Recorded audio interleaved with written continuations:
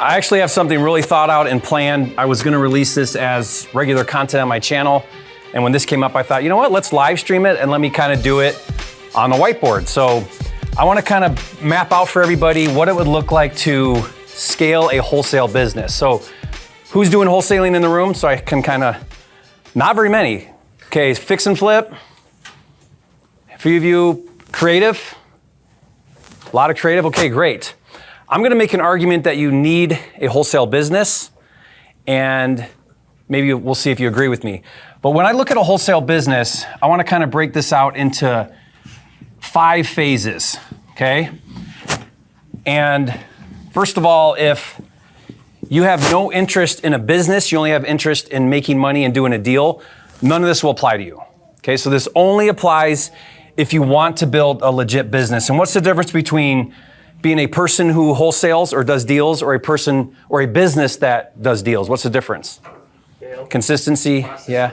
I haven't heard it yet. Those are all things that are components of a business, but what's the primary difference between you doing deals, no, or a business that does deals? Scale. Right. Business means there's an ecosystem and that does the deals. A person who does deals, they do the deals, which means when you go on vacation, what happens? No deals, right? So big difference. Very few in our industry actually achieve business level. Okay, and I'm gonna talk about it and I'm gonna kind of map this out. So what I call a wholesale business, if you do it the way I'm gonna show you, is it's your printing press.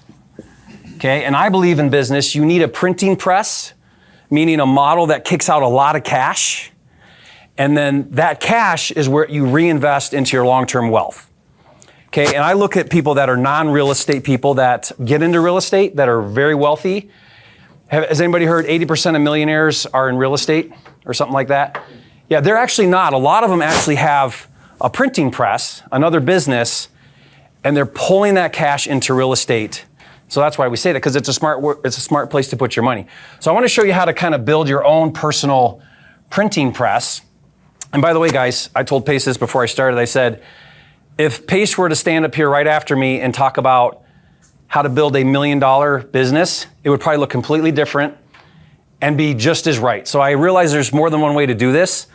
I'm just gonna show you what I've seen personally in 20 years, what's worked for me, and what I'm doing with my partners in different markets wholesaling. Okay, so phase 1 is proof of concept. Proof of concept, and what does that mean? Getting your first deal. Yeah, you just gotta get your first deal. There's something that happens where you go from knowing to doing, right? Learning to doing. And you really can't go to any other phase until you get that first deal. So I don't care how you get there, whatever you gotta do. I don't care if it's $500 is all you make. Go through the process, get your first deal. You cannot go anywhere else. In wholesale real estate, because it's a get rich quick, falls under that category. Wholesale real estate attracts a lot of people, but very few even make it to this stage. Okay, I don't know what the number, I would guess 10% of people that come in the door do their first deal. Of the 10% that do their first deal, maybe another 10% go to phase 2, which is where you're consistently doing about 2 to 3 deals a month, which is coming out to about 250 grand a year. So that means a lot of people do their first deal and then never actually grow from there. Right? And then they fall by the way, so they don't get another deal, and then they go find something else that's easier, so they think, right? So phase 2 is the 250, and this I call the lone wolf. Because what's different about this and everything else is you're a one-person show. So you can make about 250 grand a year with no team, no resources, no leadership, no anything, just hustle. So that's a pretty good living, right? 250 grand a year, 2 to 3 deals a month. And the way that I think the easiest way to do that is following the agent model on market. Now, why? There's one reason why, and it's the only reason why. Budget. It's free, okay? It's not easier, it's not better, it's not anything. It's just free. So if you hustle and you learn how to talk to agents, what to say, you call them every day, you talk to 50 agents a day, you call everything that comes out that's distressed, you double dip with them. It's not very complicated, it's just hard to be consistent. So this is just, the people that do this, they can get to 250 a year from scratch. From one deal to 250 a year, following the agent model in a specific market in 12 months or less. I've seen it again and again and again. Now, 250,000 is where the majority of wholesalers, however they get there, not just with agents, but any model, that's where they cap out, most of them. Most wholesalers cap out at 250 to maybe 350. Why? Why do you think that is? It gets more complicated, comfortable, time consuming. They don't know how to scale. They don't know how to scale. They're a lone wolf, and they don't know how to scale. Because scaling requires what? Other people. Team building. What else does it require? System. Marketing budgets. Yeah. How about budgets in general? Just budgets in general, cash flow, finance. You have to start to learn finance. Leadership. Yeah, you have to trust someone. You got to start delegating. Yeah. So most people don't move past this, not because they don't know real estate, not because they don't know wholesale. They know wholesale. They're good at it. They're doing 2 to 3 deals a month consistently. This is the 500 grand a year. But guess what I call this? This is where money goes to die. Okay? You don't do phase 3 unless you make a commitment to go to phase 4. Why do you think that? By the way, phase 4 is $1 million a year. So this is $1 million a year. Because you have to hire people, and some of those people don't work out, so you have to let them go. Sometimes they don't work out because you suck as a leader, and you have to learn how to be a leader, and then you have to hire somebody else and start over from scratch. So you're spending a lot of money learning a lot of valuable lessons. You're messing up a lot. You're failing a lot. Because you can't really learn leadership unless you fall on your face. You can't find your rock star acquisitions manager until you go through 9 that suck, right? And you're a bad leader, so you're learning how to lead. You're spending money now on things. And you cannot, I'll be the first one to say this, if you guys follow my content, I teach a lot about the agent model. It's been a really go-to for me for 20 years now. Okay, I love the agent. Of everything, it's my favorite. I just like, no one can deal with agents better than me. I just know how to talk to them, know how to relate to them, know how to get them to do things for me. I'm just really good with it. But I'll be the first one to tell you, you cannot scale past this with on market in a specific market. Why? It's a supply and demand. There's only so many agents, there's only so many on market deals, right? Off market, we have what? Is there a limit to off market data and sellers? Unlimited, because we can go to all kinds of different motivation types. On market, it's a very specific seller who has time. The only reason why they're on market is why? They have all the other motivations, but the one that they don't have is urgency with time, because they're willing to sit with an agent and wait for a buyer. So it's and they're willing to pay commissions. It's a very unique motivated seller that will list with an agent. There's only so much of it in a market, no matter how good you are at agent outreach or talking to agents or any of that. So now you can jump to a different market and try to scale on market there, but you really can't grow past about 250 or so if you're just doing on market. Okay, makes sense? Everybody see why? So that means now you got to jump into the off market world. And what happens as a wholesaler when you go off market? Hire cold callers. Oh my gosh, you introduce a whole level of steps and complication, right? It's just a different animal, and it requires a lot of more moving parts. So now you have to start to figure out, well, how do I scale a little bit? And here's what you're going to find out in phase 3. You actually make more money if you would have stayed in phase 2. That's why it's where money goes to die. Okay, it's every business. You either stay super small or you go for it. The mid-range is where you get swallowed up because you have to leverage. So let me give you an analogy. I'm now a hotelier, right? I've gotten into the hotel business I think it's in Puerto Rico. Hotelier. Oh, is that how you say it? No, I want to hear you say Hotelier. There we go. It's a French word, right? Okay.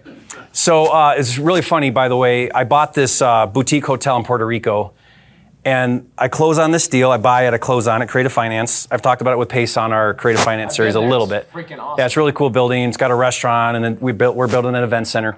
Well, that night, my wife turns to me and she says, "You know, Jerry, you don't know anything about hotels. Why did you buy a hotel today?"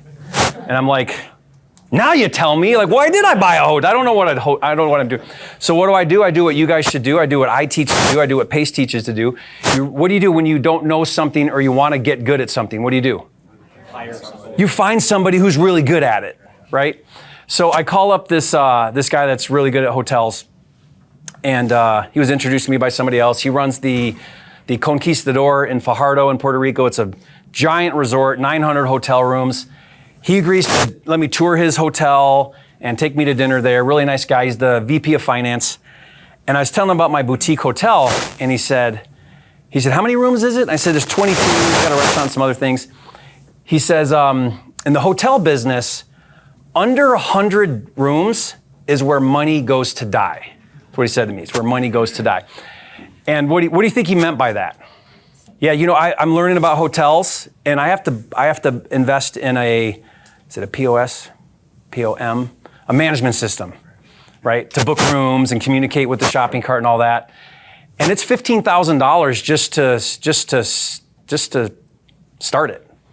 Now, it doesn't matter how many hotels I have or rooms I have. So there's fixed costs, there's leverage, there's economies of scale. I think the same thing about single-family residence. Either own 100 or don't own any. But owning 10 or 20 rentals, single-family rentals, bad move. Why? In a given market. Now, I'm not saying, so same with hotels. It doesn't have to be one building, one multifamily in one location. But in a same market, what happens if you can scale past 100 or whatever the breaking point is? There's always a breaking point. Now you leverage, right? One person can manage one 22-unit building or 3 buildings that equal 100. See what I mean? Does that make sense? Wholesale real estate has that breaking point too, and it's phase 3. So my point here is you're going to go through a lot of growth. It's going to be painful and hurtful, and you'll actually, even though you're making 500, you'll actually have made more money when you were in this phase by yourself than over here. Okay? But if you can see it through, and then you can transition to phase 4, this is now where you're almost using the same overhead, the same team, same everything, but you scale now to $1 million a year. Why? What happens? What are you doing differently here, do you think? I'd say you built out the columns to support the expenses. And, I'd say phase 3, you're living off scared money a little bit. You're not making enough risks, and you don't have enough resources to back up those risks that you do take. Yep, good, love that. Here you've kind of dialed in your dream team. You've got a good team now. You got talent. Here's the thing where things change. I have a philosophy that I believe in that says talent only follows vision. Talent will only follow vision. What do you think that means? When I say talent, talented people that you bring into your organization. If you think about it, if you want an A+ sales guy doing acquisitions or dispositions or whatever, and they're good, they are not going to leave where they're at and come over to your organization unless they what? They believe in you. Now, you may not be there yet, so it doesn't have to be that you've got this world-class organization, but you as the leader, they have to believe that you are going somewhere. You are going to take this place somewhere, and I believe enough in you where I'm going to come into your organization. But if I don't think you're a train I want to hitch onto, I'm not coming over. Which means what? You want talent, what do you have to do? You have to develop yourself, for one, and you have to convey what? That vision. So when Pace has a meeting with his team, guess what he's talking about? How to do this or that? I don't think so. What's he talking about? This is where we're going. We're doing stuff. We're making waves in the world. Come along. Here's where we're going. Get on board, right? That's what you have to start to develop to transition into phase 4. Not much changes. You're still talking to sellers. You're still doing all the same things, right? Not much changes. There are a couple big things that change. You are doing bigger assignments. So that's true. You start to have a bigger minimum requirement on deals, right? That does happen. That's true. A real big change is you switch to all other marketing and you do PPC. There's no way to do $1 million and even go to phase 5 if you're not dialed in on PPC. There is no other marketing channel more effective or harder or more expensive, but it is the most effective, okay? Which means what? More money? Yeah. By the way, over here, this is where you scale over here. You do cold calling, and texting. Why? It's most affordable. It's cheap. So we go from free to cheap. Low barriers to entry. Yeah, it's cheap. It's cheap, but it's not the most effective. It's very not the most effective. In fact, if you look at cold calling and texting side by side to PPC, and you look at the stats, not even close to comparing. In assignment fees, in contract per lead, in any other ratio. And by the way, this is the other thing you want to understand. On market, you're going to kick out 10K at the high side on market. Why? Now, every now and then you'll get some on your assignment fee. on your assignment fee. I'm talking wholesaling assignment fees on market. You're going to average 10K, even less. Most of the wholesalers I know at this level, they're more like the 5 to 7 average assignment fees on market. Why? Because of the agents involved? Yeah, agents are not going to let a deep buy happen. They're just not. And they shouldn't, right? And it's on market, and there's just no way you're going to get it. But off market is where you can get the deep, deep buys. And even cold calling, they're about the same. You're going to be about 10. Why do you think cold calling off market would not get you very big assignments? They have less of an urgency. They're not looking to sell, they're being asked to sell. There's one primary difference between you calling them and them calling you. When you're having a conversation with a seller, the person who gets to say, "You called me," is going to get the best deal. So when you cold call and you say, "Hey seller, what price do you want?" And the seller says, "You called me. You tell me the price." PPC, when you say, "Well, you called me," now you get the 50K assignment. They're calling you. It's the difference between outbound marketing and inbound marketing. Inbound marketing will always win bigger. They're calling you. Desperation's higher. Your cash conversion cycles on PPC are going to be 30 days. These are like 150 days because you're calling somebody at the very early stages of motivation. So their intent isn't there most of the time. You're reaching out to them. They're on a pre-foreclosure list. They're 90 days late. Their foreclosure deadline, their date is not for 6 more months. So now what do you got to do? The only way you win with PPC is with cold calling is a lot of follow-up. Follow-up, follow-up, follow-up. If you don't follow up, you're toast. 80% of sales are made between the 6th and the 12th follow-up. But why do we do it? We do it because it's actually great. You're going to have to go through it. And it can become one of the legs of income. So PPC, cold calling and text can kick out another 250. So if you keep your agent model going, see how you're getting to 5? And you need to learn. So this is great because you're delegating. You got some VAs now. You can hire a cold caller for $12 an hour. You can hire a text person for $5 an hour. You're taking on overhead now, right? Remember we talked about that. It's a brutal stage of this business to be in.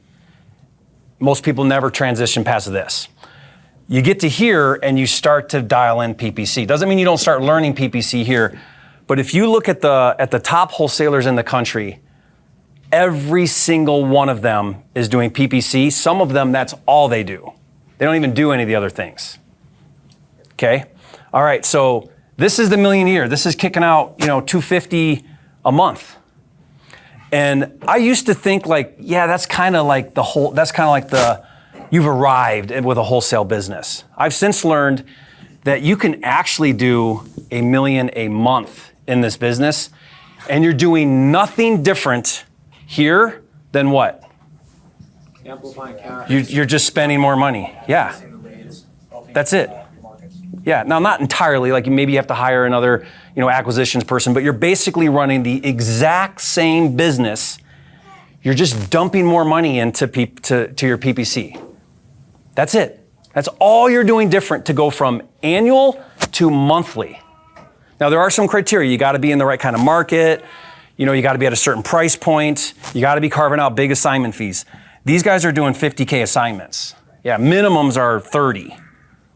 Talk to them. They don't do assignments under $30,000. They just don't. So you have to create a competitive advantage. Okay? So here's what I would say. A lot of these guys are so dialed in that their buy box is very strict. They don't touch anything under 1,000 square feet. They don't touch anything pre-1960. They don't touch anything that's a 2-bedroom. They don't do condos. They don't do mobile homes. They don't do land. They have a very narrow buy box. Think of iBuyers, and they do too, right? They don't do big rehabs. So you could do 2 things. You could compete with them and be them, go head to head. There's one way you can beat them really well too, and that's on appointment. Oh, you will destroy. Yeah, so I know this. So I don't do on appointment in my businesses. I'm changing some of that with some of my key partnerships I have. I'm telling them, you're going on appointment. And if it's not you, we're going to get somebody that does. Why? What's different about on the phone versus belly to belly, face to face? Personalized approach with the seller. If I'm going up against a wholesaler who's halfway decent and I'm on the phone and he's face to face, he's going to kill me every time. But what have we done? We've gone to this world now where I don't want to go on appointment. I want to do everything virtual. I want to do everything on the phone or on Zoom. That's fine. Just own it. Like, I know I have my reasons why. Lifestyle's important to me, other things, but I know that my business is suffering because I'm not on appointment. So you have to think, here's what I look at. When I look at a market and I look at a business, there's things I look at. I look at, what does that customer, what are their options? What other choices do they have? If I didn't exist, who would help them solve their problem? Now, how can I be different than them? What are my unique things that make me different to them? And can I help them see the value? You figure that out and you can beat the big dogs. What are you doing that's different than them? So what you could do is you could do the opposite. You could do condos. You could do mobile homes. You could do land. You could do things they're not doing, pre-1960 or big rehabs. And now you just cut out massive competition if you don't do what they're doing. Okay? But you cannot be this wholesaler unless you really, because here's the thing about these guys, and I've talked to a lot of them. Their acquisitions people, they don't know anything about real estate. Nothing. They don't even comp properties. You know how much time I spend teaching people how to freaking comp properties? They don't comp properties and they're doing $1 million a month. Because why? They don't need to comp properties. They just make a low offer, but they do it so well, so often, they drive so much traffic into their funnels that if 1 in 1,000 people say yes and they get a 50K and they do it again and again every day of the week, they're gonna win. You don't need to know real estate to win at this. But these guys are not, honestly, none of this, if we're talking about a wholesale business, none of it's real estate. Wholesaling is not real estate. What is it? Marketing and sales, that's all it is. So if you think you're getting into real estate when you do a wholesale business, it's got nothing to do with real estate.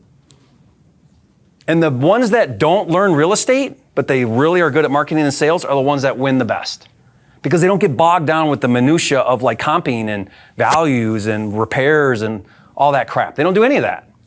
How many of you is that exciting because you think to yourself, I just don't know enough about real estate, so that's why I can't grow my business, or that's why I can't do deals.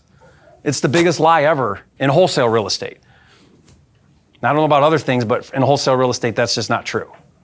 How do I know? Because look at the guys doing $1 million a month. They don't know anything about real estate. They don't care about real estate. It's a widget, and this is an assembly line. I developed a calculator, guys. You can get it. It's what is it, Tyler? Free offer calculator or offer calculator? Is it free or? It's iguanacalculator.com. Whatever it is. And all it is, here's how my teams, when we hit scale, we completely stop comping. We completely stop doing repairs. We completely stop doing 70% less repairs, less wholesale. We've all that out the window. I take the average of Zillow, Redfin, Realtor.com. That's my as is now value. And then what do I want to make as a wholesale fee? That's our offer. That's it. No comping, no repairs, no nothing. I just know if I buy deep enough, I'm going to be able to sign this for $20,000, $30,000. That's it. And now my acquisitions people, they are not doing any of that. They're just getting on the phones and talking to sellers. I actually do have As of this day, 2023, the market we're in, I put more value on dispo than acquisitions. If I have a top sales guy and I got to choose, do I put him on acquisitions or dispo? I put him on dispo. Here's why. What I just said, we're not doing any sales or we're not doing any negotiating. We're not doing I don't need talent on acquisitions because I'm playing a volume game now. We're going to make a super low offer. They say yes, we sign a contract, done.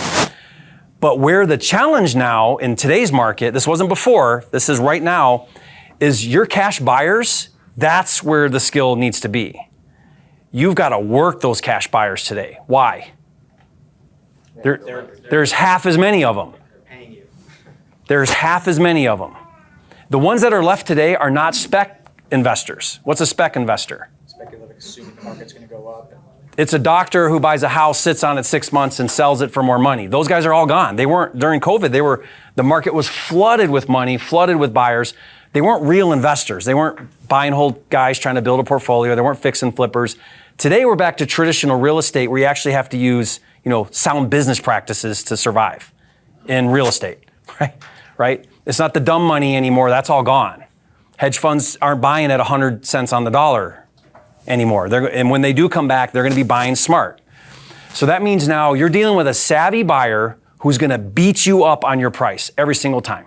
They're going to tell you, this is why I got to be at a lower price. So I need sales talent with my cash buyers. And we're doing total outreach.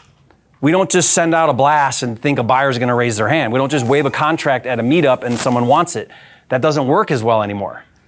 Okay, so we're putting a lot more into dispo, even with your commission structures and everything, because you have to. It's not like it's what I want, it's what you have to do today.